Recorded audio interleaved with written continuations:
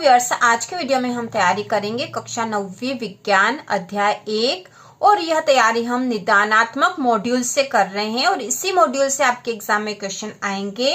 तो शुरू करते हैं। अध्याय 1 और पेज नंबर 6 पर है। यह आपके मॉड्यूल में पेज नंबर 6 का सॉल्यूशन करेंगे। तो 6, 7 और 8 इन तीनों पेजों का हम सॉल्यूशन कर लेंगे। तो प्रश्न यहाँ पे है। प्रश्न पहला, सही विकल्प चुनिए। इसमें प्रश्न है, पदार्थ की कितनी अवस्थाएं होती है? पदार्थ की कितनी अवस्थाएं होती है? 2, 3, 9 या 7? तो इसका उत्तर आएगा 3। पदार्थ की 3 अवस्थाएं होती है, ठोस, द्रव और गैस। इसके बाद दूसरा क्वेश्चन है, पदार्थ की किस अवस्था में कणों के मध्य न्यूनतम रिक्त स्थान होता है? पदार्थ की किस अवस्था में कणों के मध्य न्यूनतम रिक्त स्थान होता है? तो न्यूनतम रिक्त स्थान ठोस में होता है, क्योंकि ठोस में कण बहुत पास पास में होते हैं। तो इसका उत्तर होगा ठोस। तीसरा प्रश्न है, पदार्थ की किस अवस्था में किसी वस्तु का एक निश्चित आकार, स्पष्ट सीमाएं, नगण्य संपीड्यता होती है? पदार्थ की किस अवस्था में किसी वस्तु का एक निश्चित आकार, स्पष्ट सीमाएं, नगण्य संपीड्यता होती है? तो यह भी ठोस में होती है। तो यहाँ उत्तर आएगा ठोस। चौथा क्वेश्चन है, पदार्थ की वह अवस्था जिसमें द्रव्य का आकार नहीं अपितु परंतु आयतन निश्चित होता है। पदार्थ की वह अवस्था जिसमें द्रव्य का आकार नहीं परंतु आयतन निश्चित होता है। तो आयतन निश्चित होता है द्रव में। तो यहाँ उत्तर होगा द्रव।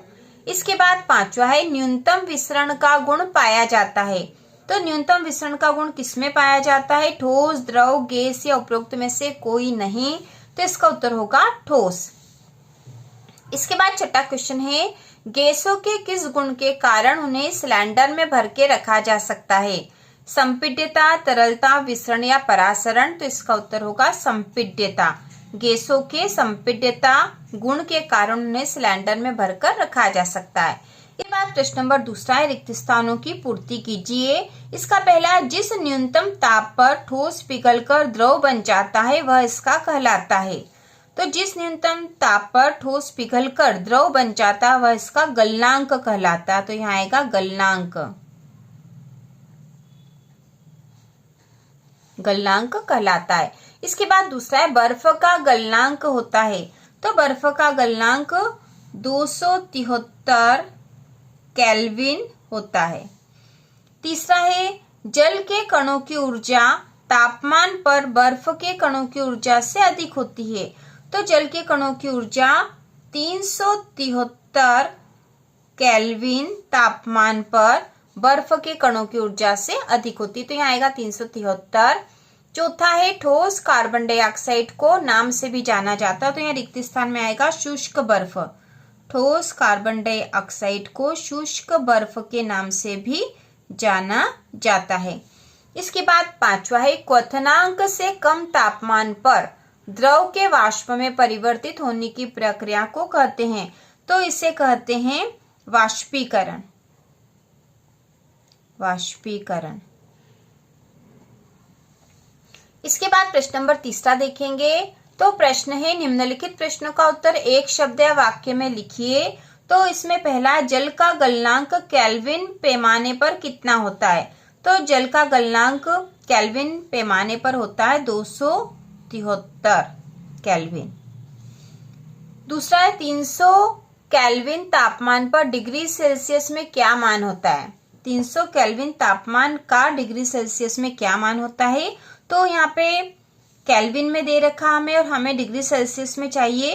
तो केल्विन में से यदि हम 273 घटा देते हैं तो डिग्री सेल्सियस में मान आ जाता है। तो यहाँ केल्विन में 300 दे रखे हैं। तो 300 ऋण 273। तो 300 में से 273 घटाएंगे तो यहाँ आ जाएगा 27। तो इसका उत्तर है 27 डिग्री सेंटीग्रेड। ठीक है, तो यह उत्तर आएगा यहाँ पर। इसके बाद प्रश्न नंबर तीसरा है, जल का क्वथनांक क्या होता है? तो जल का क्वथनांक होता है 100 डिग्री सेंटीग्रेड।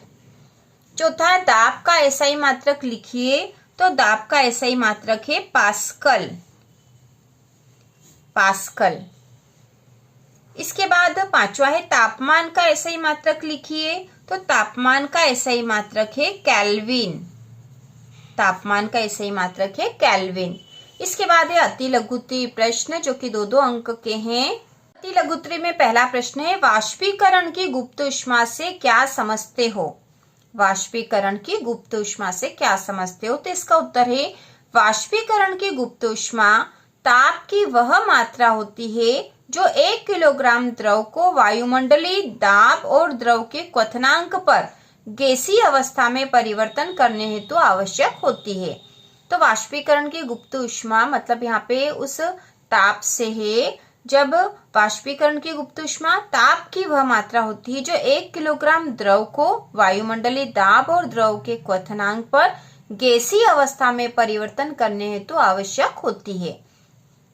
इसके बाद दूसरा प्रश्न है, संगलन की गुप्त ऊष्मा से क्या समझते हो? तो इसका उत्तर है, संगलन की गुप्त ऊष्मा ऊर्जा की वह मात्रा है जो 1 किलोग्राम ठोस को वायुमंडलीय दाब पर ठोस को उसके संगलन बिंदु पर द्रव अवस्था परिवर्तन के लिए आवश्यक होती है। तो यहाँ ठोस जो है द्रव में परिवर्तित हो जाता है और इसके लिए जो गुप्त ऊष्मा या ऊर्जा की आवश्यकता होती है वही उसकी संगलन की गुप्त ऊष्मा कहलाती है और ये 1 किलोग्राम ठोस के लिए एक मानक माना गया है। इसके बाद प्रश्न नंबर जो तीसरा है, सामान्यतया ठोस पदार्थों की अपेक्षा द्रवों का घनत्व कम होता है, लेकिन आपने बर्फ के टुकड़े को जल में तैरते हुए देखा होगा, लिखिए ऐसा क्यों होता है? बर्फ का टुकड़ा जो है जल के ऊपर क्यों तैरता है? तो इसका उत्तर है, कोई भी वस्तु जल पर तब तैरती है जब उसका घनत्व जल के घनत्व से कम होता है। जब जल बर्फ में परिवर्तित होता है तो उसका आयतन थोड़ा सा बढ़ जाता है, जिसके कारण उसका घनत्व जल की अपेक्षा थोड़ा सा कम हो जाता है, इसलिए बर्फ का टुकड़ा जल पर तैरता है। तो बर्फ का टुकड़ा जो है जल पर इसलिए तैरता है क्योंकि बर्फ का आयतन जल के आयतन से कम होता है। और यहाँ पे बताया कि कोई भी वस्तु जल पर तब तैरती है जब उसका घनत्व जल के घनत्व से कम होता है। जिस भी वस्तु का घनत्व कम होगा वह जल पर तैरेगी। तो इसके बाद प्रश्न नंबर जो चौथा है, वाष्पन या वाष्पीकरण से क्या समझते हो? तो इसका उत्तर है, वाष्पन या वाष्पीकरण किसी द्रव का उसके क्वथनांक से नीचे तापमान पर स्वतः ही वाष्प में बदलने की घटना वाष्पन कहलाती है। किसी द्रव का उसके क्वथनांक से नीचे तापमान पर स्वतः ही वाष्प में बदलने की घटना वाष्पीकरण कहलाती है। इसके बाद प्रश्न नंबर 5वां है, ऊर्ध्वपातन को परिभाषित कीजिए, उदाहरण भी दीजिए। तो यहाँ हमें ऊर्ध्वपातन को समझाना है। तो इसका उत्तर है, ऊर्ध्वपातन किसी ठोस पदार्थ को गर्म करने पर बिना द्रव अवस्था में बदले सीधे गैस अवस्था में बदलने की घटना ऊर्ध्वपातन कहलाती है।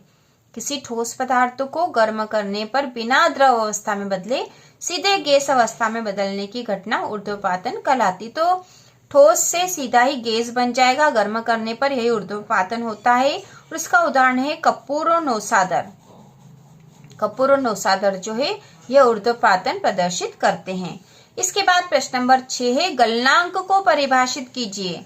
गलनांक को परिभाषित कीजिए। तो इसका उत्तर है, वह स्थिर ताप जिस पर गर्म करने से ठोस पदार्थ द्रव अवस्था में परिवर्तित होता है उस ठोस का गलनांक कहलाता है। वह स्थिर ताप जिस पर गर्म करने से ठोस पदार्थ द्रव अवस्था में परिवर्तित होता है उस ठोस का गलनांक कहलाता है।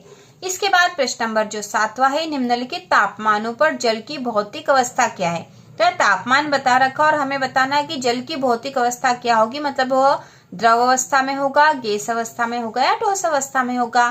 तो सबसे पहले यहाँ दे रखा 25 डिग्री सेंटीग्रेड, तो इस पे द्रव अवस्था में होता है। 0 डिग्री सेंटीग्रेड, तो 0 डिग्री सेंटीग्रेड यदि होगा तो जल ठोस में मतलब बर्फ बन जाएगा, वह तो वो ठोस हो जाएगा। और 100 डिग्री सेंटीग्रेड में वो वाष्प में परिवर्तित हो जाएगा। इसके बाद प्रश्न नंबर 8वां है, निम्नलिखित पदार्थों को उनके गुणों के बीच बढ़ते हुए आकर्षण के अनुसार व्यवस्थित करें। तो यहाँ पे ऑप्शन दे रखे हैं जल, चीनी और ऑक्सीजन। तो सबसे पहले आएगा ऑक्सीजन, उसके बाद जल और फिर चीनी, क्योंकि ऑक्सीजन गैस है, जल द्रव है और चीनी जो है अधिक सांद्र होती है। तो इस प्रकार से इनको व्यवस्थित करेंगे। इसके बाद प्रश्न नंबर 9वां है, एलपीजी एवं सीएनजी का पूरा नाम लिखिए। तो एलपीजी का पूरा नाम है द्रवीकृत पेट्रोलियम गैस, या इसको लिक्विड पेट्रोलियम गैस भी कहते हैं, द्रवीकृत पेट्रोलियम गैस, और CNG संपीड़ित प्राकृतिक गैस। तो इस प्रकार से हमने अति लघु उत्तरीय प्रश्न कर लिए हैं। इसके बाद लघु उत्तरीय और दीर्घ उत्तरीय प्रश्नों को भी हम तैयार करेंगे। तो इसी प्रकार के और वीडियो देखने के लिए कक्षा 9वीं विज्ञान की संपूर्ण तैयारी और वार्षिक परीक्षा की तैयारी करने के लिए चैनल को सब्सक्राइब कीजिए।